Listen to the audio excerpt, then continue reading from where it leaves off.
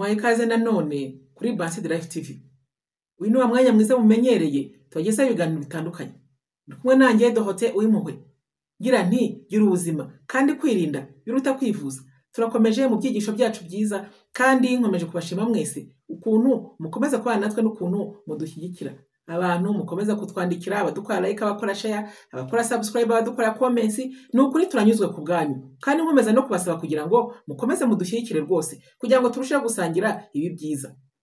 Tugiye kwera hamwe ibintu bigera kuri 5 byerekana neza yuko ibintu ukora byose bifite imbaraga mu bantu bakuzengurutse. Ko ibintu urimo kubikora neza. Kandi rero niba urimo kubikora neza komerezaho. Ariko ibi bintu nutabyibonaho menya ngo nta bintu urimo gukora. Nakubwira ngo nyeganyega ukore. Isuzume kandi wisubireho. Kandi niba bikubaho nyandikira muri comments.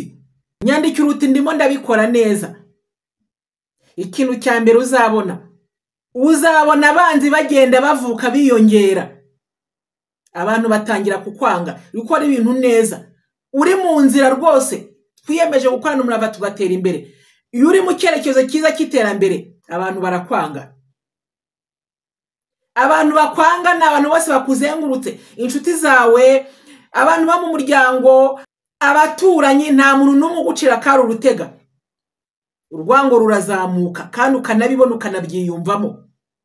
Niba rero uzengurutswe n'abantu bakwanga ukaba ubizi ko bahari bakwanga, bagenda bavuka, bagenda bakwanga, bakwitoratozwaho, bakakwanga kandi wowe ukabona ko bakwangira ubusa, menya ngo urimo urakora ibintu birimo bifite gahunda, urimo urakora ibintu by'iterambere. Rero nyandikira muri comments umbwira ngo ndimo ndabikora neza. Gihe cyose uzibona abantu bakwanga biravuze ngo urimo gukora ibintu bifite imbaraga. Iyo ukora ibintu bidafite imbaraga ntabwo abantu bazakwanga. Ariko iyo ukora ibintu by'imbaraga abantu benshi barakwanga. Ikintu cya kabiri uzasanga abantu benshi aho muhurira bakunda kukubwira amagambo agukomeretsa, babasha kugutuka se cyangwa kukubwira amagambo y'imininguro ukuntu. Biravuze ngo urimo urakora ibintu byiza, urimo urakora ibintu batarimo bakora. Niyo mpamvu bakuningura, niyo mpamvu ubona rwose bakora amajeste agaragaza neza yuko rwose batishimiye ubuzima ubayeho.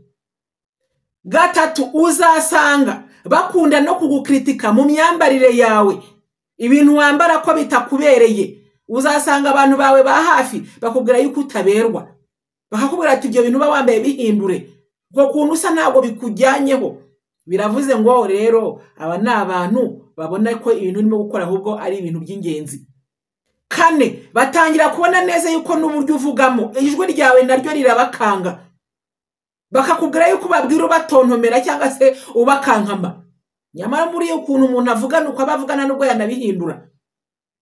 Uko kuntu wakuze uvuga ubaye mukuru muri age adulte cyangwa se mu myaka y'ubukure bwawe, ijwi ufite ntabwo warihindura niyo wagira ute. Kandi iyo urihinduye buriya bibasha kugaragara yuko ari byo urimo kwihimbamo. Abantu rero banga buri kintu cyawe cyose.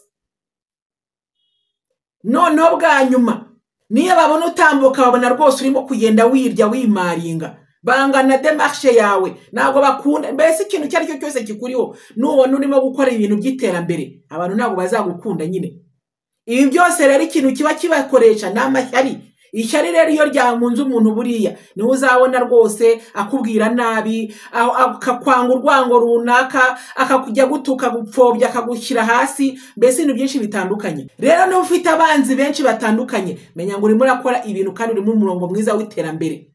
Ariko niba nta mwanzi n'umwe ufite, niba abantu bose bagukunda, abantu bose bagushyongeza mama, biravuze ngo ibintu byose no gukora imbere yabo n'ibishikwa by'ingurube. Nta kintu kizima urimo gukora kubera ko byanze bikunze abantu ntabwo bakunda iterambere ry'abantu. Ariko iyo babona utarimo gutera imbere uhora uri hamwe, ntabwo abantu bakwangira si iki nyine.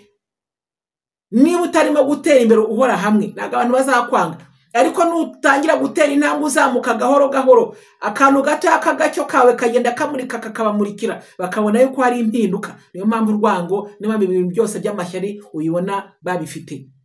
Rero abantu benshi bakunda kukurangara, bakarangarira mu bantu, mu baturanyi, mu muryango, mu nshuti zibashyongeza. Abantu bakashaka kubabwira ibintu byiza buriya abantu bose bazakubwira ibyiza buri gihe. Biravuze ngo ntabwo uri mu iterambere, kubera yuko ikizakwereka yuko uri mu iterambere ntabwo ba bantu bajya bakushongeza bakubwira ibyiza, ntabwo bazongera kubibona umwanya wo kubikubwira, kubera yuko ibintu ukora byose bizaba bibarya. Rero uramenye, igenzure muntu wewe unkurikira, genzura, unyandikire muri comments umbwire ko uri mu murongo mwiza, cyangwa se unyandikire umbwire yuko ntabyo urimo utangiye ubu ngubu ugiye gutangira. Abantu ntabwo bajya bakunda abantu babarengaho, bashaka ngo uhore aho uri cyangwa ujye munsi yabo. Ntabwo bakunda abantu bazamuka batera intambwe. Rero ufite abanzi bangahe bakuzengurutse? Wabamenya se? Nimba ubona ufite abanzi bakuzengurutse kandi muri wowe wakwigenza ukabona nta kibi wabakoreye, menya ngo ni ishyari ririmo ribamunga. Nubona abantu bagutuka kandi ukabona rwose nta mpamvu wabahaye kugira ngo bagutuke cyangwa bagupfobye bagushyire hasi, menya neza yuko urimo mu murongo mwiza w'iterambere.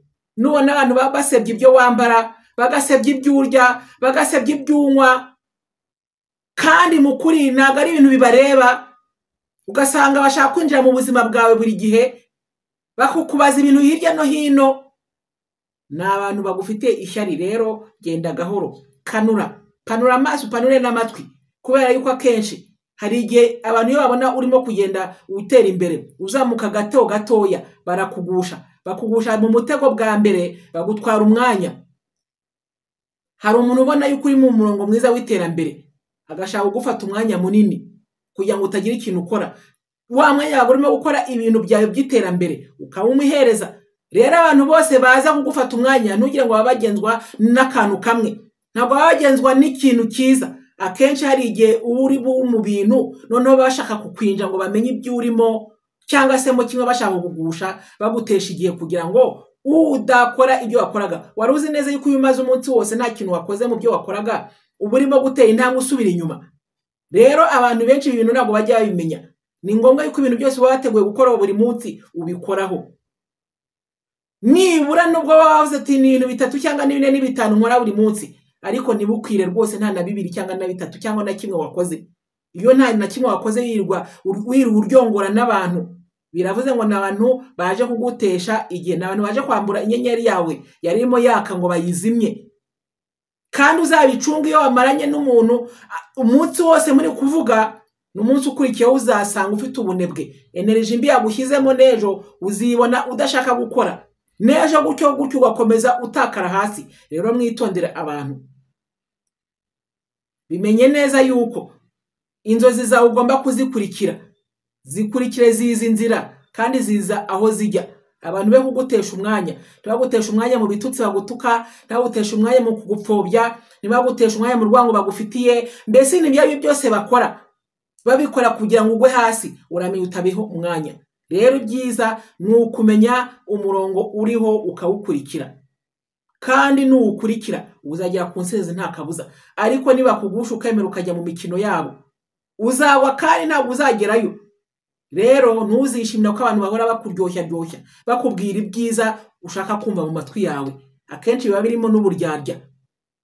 Abantu iyo bashaka kukwereka yuko urimo gukora ibintu byiza, kizabikubwira nuko baza gukora ibintu bibi cyangwa se bazakwanga, bagakora utuntu twinshi dutandukanye tugaragaza neza yuko batakwishimiye. Rero nubona abantu batakwishimiye, vuga uti ndi mu nzira nziza. Kandi noneho niba uri mu nzira nziza, nyandikira muri comments unyandike uti ndi mu nzira nziza. Ese hari ikindi kintu ushaka kwambura byo ntavuze? Nyandikira muri comments. Niba mushya kwica no kura like, subscribe cyangwa se abone, kandi ukomeze gusangiza ibyigisho n'inshuti n'abavandimwe. Yagiceho kubana namwe bakumwe na Dorothée w'impuhwe, naho gutaha muri video ikurikira. Bye bye.